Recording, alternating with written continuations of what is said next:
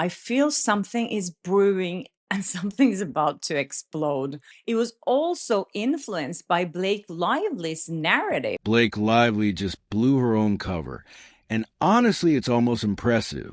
She has a relationship with this writer, Megan Twohey, and the team. After months of insisting she had nothing to do with that bombshell New York Times article from December 2020, she finally admitted that she was the source all along with Brian Freeman's razor-sharp complaint set to drop on June 23rd. Blake saw the storm barreling toward her and chose to expose herself before it could wipe her out entirely.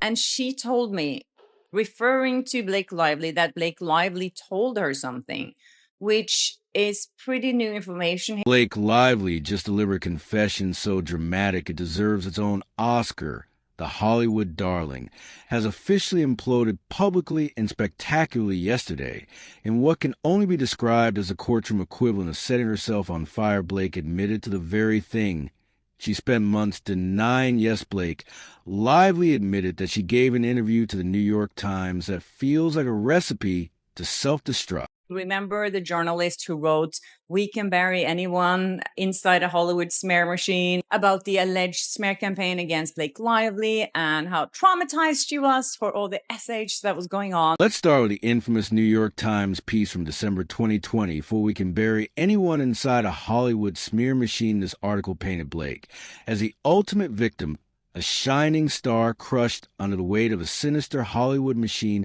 According to the story, Blake had allegedly faced misconduct on the set It Ends With Us and suffered a targeted smear campaign spearheaded by Justin Baldoni and his team. It was heartfelt, gut-wrenching, and perfectly curated for Blake's carefully crafted public image. They never revealed anywhere that they actually based part of that article on interviews that they did with Blake Lively. There's nothing in that article that reveals that they actually spoke to her. But here's where things took a turn. Blake adamantly denied any involvement in the article's creation, claiming they figured out themselves for months, clung to this narrative like a lifeboat, using it to shield herself from criticism and bolster her victim status. And the NIT also never dared to mention. And she told me, referring to Blake Lively, that Blake Lively told her something, which is pretty new information here because New York Times never said that they actually interviewed Blake Lively for that story. Yesterday, however, Blake's house of cards came crashing down with a courtroom full of eyes glued to her. She finally caved. Actually, I did give them an interview. The silence that followed was deafening, like the collective gasp of every person who had bought into her story. Because they said that they only based their reporting on the CRD complaint, but Twohey here actually admitted that Blake Lively was a source. This wasn't just a slip-up, this was the unraveling of Blake's entire facade. The same woman who positioned herself as a beacon of truth and resilience was exposed as the architect of her own narrative. She handed the New York Times the very details she swore they'd uncovered on their own. And let's not forget, the article wasn't just a sob story. It was a calculated weapon aimed squarely at Justin Baldwin's career. So Blake Lively is saying here that she never has had plans to go public with her accusations against Justin Baldoni, and it wasn't really that bad. Blake's confession doesn't just damage her credibility, it obliterates it. How can anyone trust a narrative of someone who lied about lying? The drama has shifted from It Ends With Us to It Ends With Blake. And honestly, it's the most gripping plot twist Hollywood's seen in years. The once revered Queen of Charm is now a cautionary tale, proving that even the brightest stars can burn themselves out.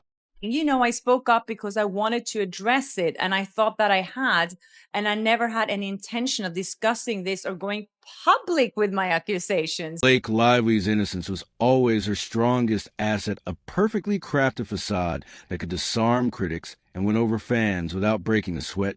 But here's the kicker: that innocence is as real as a Hollywood romance the moment she decided to weaponize her sweet as pie image to orchestrate a career-ending smear campaign.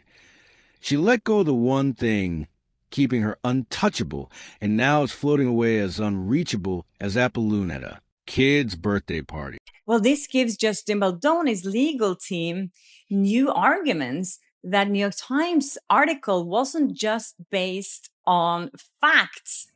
Facts. Now, let's talk about Brian Friedman, the legal powerhouse representing Justin Baldwin. He's been sharpening his sword for days, meticulously crafting an amended complaint that promises to cut through Blake's web of lies set to drop this legal bombshell. On Monday, June 23rd, Friedman's revised complaint is rumored to be razor sharp, leaving no room for misinterpretation. And our so-called queen of Hollywood charm, she saw the writing on the wall and decided to throw herself under the bus before the legal smackdown could obliterate what's left of her already tattered reputation. And so, to watch what happened next and to experience what she now is alleging was the complete campaign of retaliation felt in many ways much more sinister than the underlying misconduct. Blake's confession wasn't some noble act of transparency. It was pure, unfiltered panic. With Friedman's complaint looming like the sword of Damocles, she knew that the house of cards she's been precariously balancing was about to come crashing down. This wasn't about taking accountability or doing the right thing, no. This was about getting ahead of a narrative that she could no longer control. And let's be honest, it's not even a good attempt. So in Justin Baldoni's lawsuit, he accuses Ryan Reynolds of colluding, Ryan Reynolds and Blake Lively, of colluding with the New York Times. And I think explicitly it says for months that they were plotting with the New York Times for months to smear him. Friedman's amended complaint isn't just some rushed paperwork thrown together in a few hours, sources say. He's been taking his time gathering every shred of evidence and meticulously connecting the dots, emails, texts, timelines, you name it. He's got it. Friedman's reputation as a legal bulldog precedes him, and he's not about to let Blake slip through the cracks. With her carefully curated sob story, the word on the street is that this complaint is going to hit Blake right where it hurts, exposing every lie she's told and every narrative she's twisted. Maximum Effort Productions. This is the same production company, the same marketing company of Ryan Reynolds. We all have heard of Maximum Effort Productions. We've heard of them. Why the sudden change of heart, simple Blake's terrified Friedman's complaint isn't just going to poke holes in her story. It's going to tear apart at the seams she knew that once Monday rolls around, her lies will be laid bare for the world to see. And rather than wait for Friedman to strike the killing blow, she decided to throw herself on the sword first. But let's be real, it's not bravery, it's self-preservation at its most pathetic. And there's something in that amended complaint that, oh my God, I can't wait to read it. So here we are just days away from the legal reckoning Blake tried so hard to avoid. Friedman's complaint promises to be a masterclass in accountability, while Blake's confession is already being dismissed as too little too late. The queen has officially fallen. And come Monday, the world will finally see just how dirty her game really was. Stay tuned, because this train wreck is far from over. When she first came out with all this, I went, what an asshole he is, you know? And Everyone did. As a daddy girl, you know, a girl daddy, I thought, oh my God. Girl dad. I was really angry. Thing about it, the very idea that Blake, America's sweetheart, could meticulously plan to ruin Justin Baldwin's career and sabotage it end with us is both audacious and chilling. We're not just talking about petty gossip or snide remarks here, Blake. When full corporate espionage mode, sources allege she and her team, led by the infamous Leslie Sloan, fed carefully curated stories to major media outlets. These weren't innocent misunderstandings. They were calculated character assassination. It looks like Justin Baldoni may have a very strong case against the New York Times. You're not going to believe this, okay? This pertains to data. Justin's reputation was dragged to the mud. He was labeled everything from controlling to predatory. And it wasn't just his name at stake. His movie, the culmination of years of work, became collateral damage. In Blake's master plan reports show that by August 2024, months before Blake even filed her so-called retaliation lawsuit, negative articles about Justin were flooding the press. Coincidence? Hard. Blake Lively is not a good person, that she has proven herself not to be a kind person, okay? The Hollywood actress Blake Lively has filed a legal complaint against her. against her It Ends With Us co-star Justin Baldoni, alleging sexual harassment and a campaign to destroy her reputation. Let's start with the lawsuit, the so-called smear campaign saga, that Blake herself lit the match for in her case filed in November 2024. Blake went after Justin Baldoni and his team, claiming they leaked confidential information about her sounds dramatic, right? Well, here's the kicker. Her lawsuit didn't mention a single word about the alleged sexual harassment that was supposedly the foundation of her grievances natated, like filing a police report for a burglary, but forgetting to mention your missing TV. She sees herself as Khaleesi from Game of Thrones, mother of dragons. What Blake did focus on, though, was a visiting subpoena. She fought tooth and nail to secure emails and text messages claiming they proved Baldwin's team was out to get her. But guess what? Those messages showed a lot of Blake's own hypocrisy, instead negative articles about Justin Baldwin. Those started rolling out in August 2020 for a full 9 days before Melissa Nathan, Baldwin's crisis PR expert, was even higher convenient, right? Here's the timeline for context. Melissa Nathan joined Baldwin's team in early September 2020, yet by August 25th, there were already dozens of articles painting him as controlling and abusive, who's running the smear campaign. Blake, because your fingerprints are all over the scene of this PR crime. A man being fully castrated by a woman who is using toxic feminism. Now let's talk about Blake Lively's confession and courtroom meltdown. For months, Blake denied giving an interview to the NITT. She confidently claimed, "I didn't share anything with them. They just piece it all together." She, Blake, because we all know investigative journalists just magically stumble upon private insider details. But yesterday the truth came out, and it hit harder than any of her PR crafted one-liners. She admitted on record that she had indeed spoken to the Times. Suddenly the woman who built a career on her innocent, wholesome image is caught red-handed in a lie so big it might as well be a plot twist in one of her movies. Taylor Swift is declaring, "I am nobody's dragon, girl. I am not your dragon. I've stayed quiet. I've stayed away. But girl, now that I'm getting dragged in this, you're about to get run over." And then the meltdown began. Sources inside the courtroom described Blake as visibly agitated, her voice quivering, as she tried to explain why she had misremembered the details. Misremembered, Blake? You don't misremember an entire interview with one of the most renowned newspapers in the world. That's like forgetting you're the lead in a movie. So negative press swirled around her during this whole, like a month, right? Later, she would describe this as though it was the pile-on against Trump.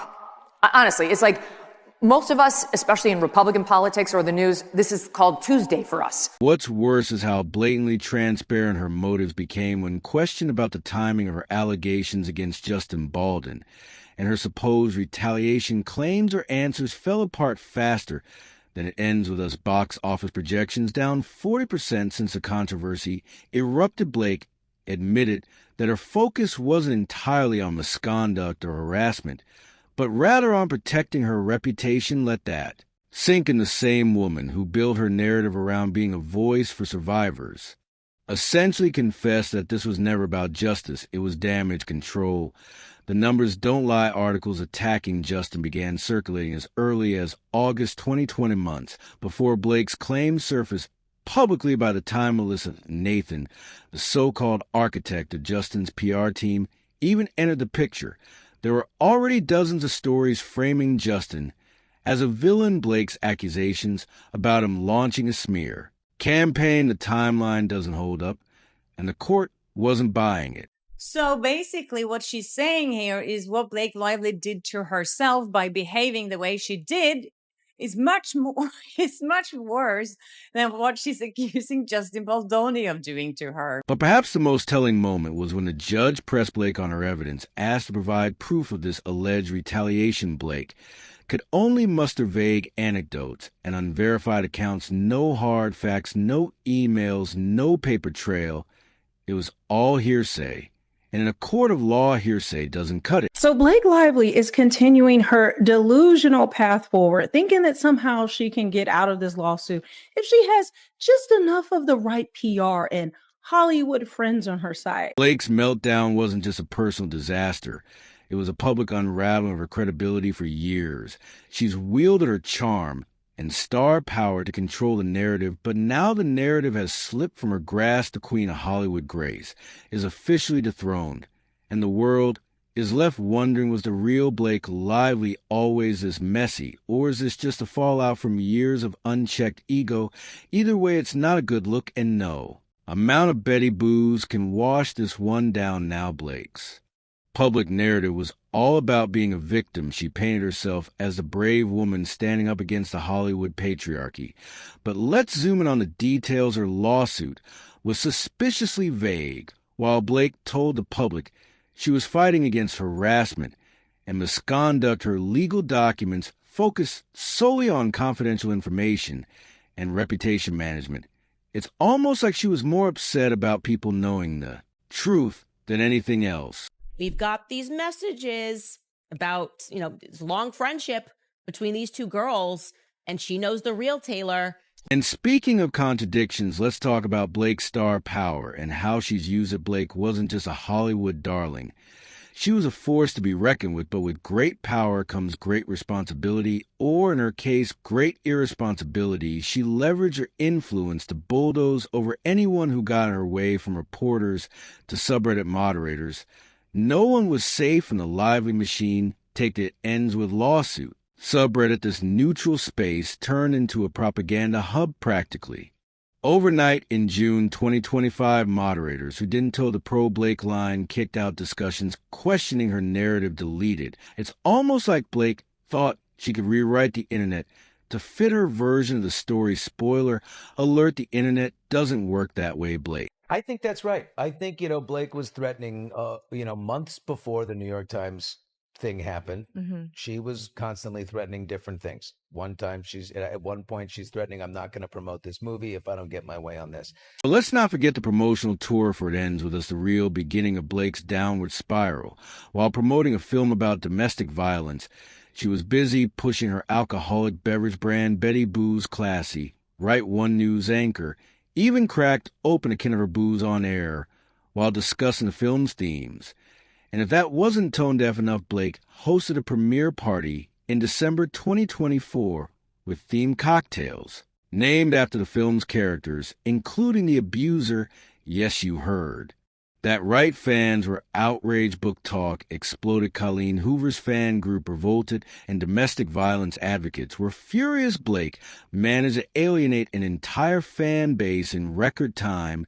It's almost impressive if it weren't so disastrous.